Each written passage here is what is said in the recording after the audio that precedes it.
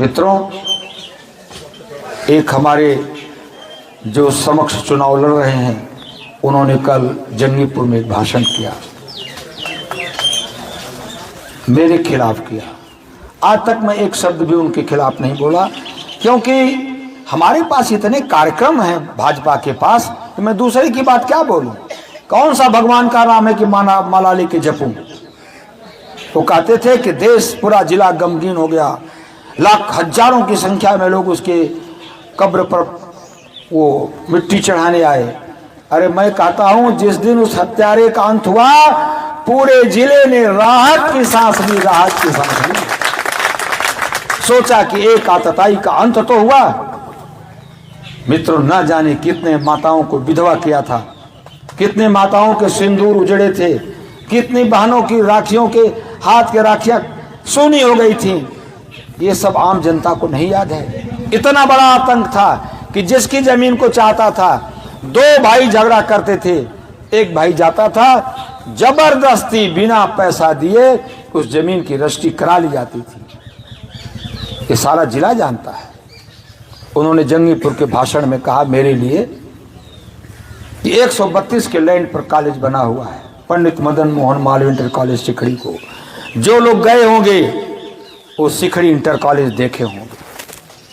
मैंने उनसे कहा कि जरा आप विधायक हैं, एक बार जो जीत जाता है विधायक वो माननीय हो जाता है।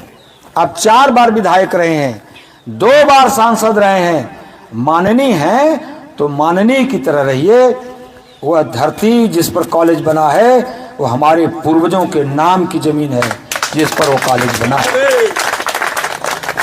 और मैं आपसे एक भी कहता हूं, जब वो कम्युनिस्ट पार्टी में थे और जब सपा में गए तो एक कॉलेज को विशेष नियम बना करके मुलायम सिंह जी ने ग्रांट दे दिया और लिखा गया वहां पर कि इसको कभी उदाहरण ना समझा जाए। तो आप भी एक कॉलेज के चलाते हैं।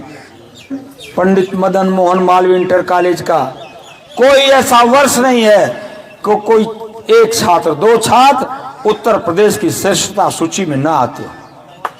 श्रेष्ठता सूची में 20वें नंबर पर नहीं, 5वें नंबर पर, 3रे नंबर पर, 4थे नंबर पर।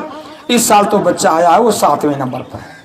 मुख्यमंत्री जी 1 लाख रुपया देंगे, उसके घर तक सड़क बनवाएंगे।